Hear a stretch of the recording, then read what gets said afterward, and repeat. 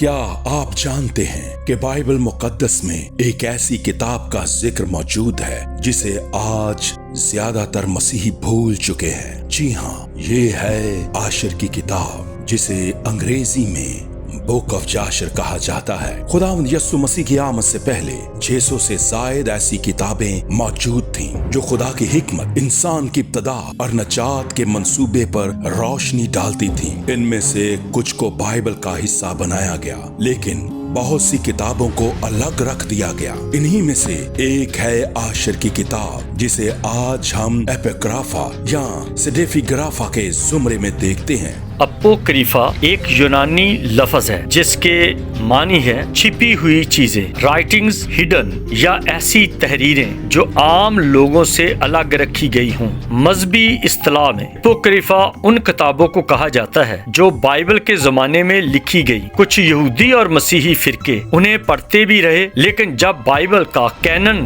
یعنی حتمی مجموعہ بنایا گیا تو ان کو شامل ہی نہیں کیا گیا۔ حیرت انگیز بات یہ ہے کہ بائبل مقدس خود اس کتاب کا ذکر کرتی ہے۔ یشوع کی کتاب میں لکھا ہے کہ یاشر کی کتاب لکھی ہوئی ہے، اور سموئیل کی دوسری کتاب میں بھی اس کتاب کا حوالہ دیا گیا ہے۔ اس کا مطلب یہ ہے کہ اس زمانے میں یہ کتاب موجود تھی اور معتبر سمجھی جاتی تھی۔ یاشر کی کتاب تخلیق آدم سے لے کر موسیٰ نبی کی وفات تک کے واقعات کو بیان کرتی ہے۔ یہ تقریباً وہی زمین، وہی کہانیاں اور وہی شخصیات ہیں جو ہمیں توریت میں ملتی ہیں، مگر یہاں کئی جگہ زیادہ تفصیل اور وضاحت کے ساتھ ملتی ہیں۔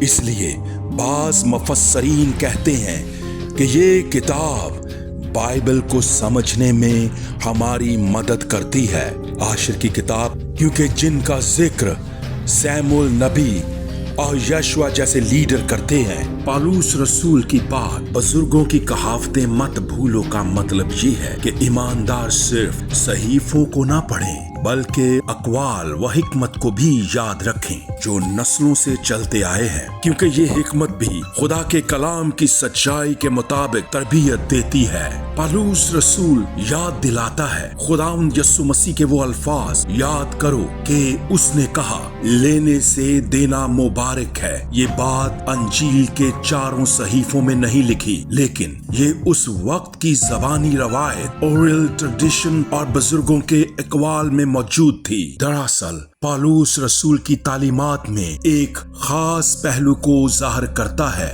جیسا کہ بری صحبت اچھی عادتوں کو بگاڑ دیتی ہے۔ یہ اصل میں یونانی شاعر مینانینڈر کی کہاوت تھی۔ پالوس نے اسے کلیسیا کے لیے مثال بنایا۔ پالوس رسول صرف شریعت اور انبیاء کے حوالوں پر زور نہیں دیتا، بلکہ اس زمانے کے بزرگوں کی کہاوتیں، عام اقوال حکمت اور روایتیں بھی استعمال کرتا ہے تاکہ ایمانداروں کو سبق دیا جا سکے۔ تیتس کے خط میں وہ ایک کرتی نبی کا حوالہ دیتا ہے جو بائبل میں موجود نہیں ہے، لیکن اس وقت کی ادبیات سے لیا گیا تھا۔ اس زمانہ کے لوگ تاکہ حکمت اور ایمان دونوں میں مضبوط رہو۔ یاشر کی کتاب یہ بائبل کی سچائیوں کو مزید واضح کرنے میں ہماری مدد کرتی ہے۔ عزیزو، اس سیریز میں ایونجلیکل فرینڈز آف کرائسٹ ٹیم یاشر کی کتاب کے ابواب کا ایک ایک کر کے جائزہ لیں گے اور دیکھیں گے کہ یہ ہمیں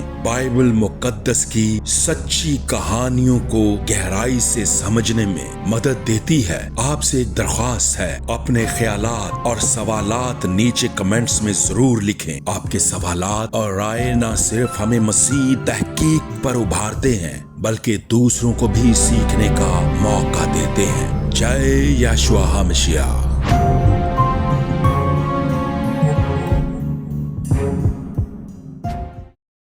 آپ بھی اور تم بھی دیکھتے رہا کریں بائبل اور ہم EFC ٹیم کے ساتھ۔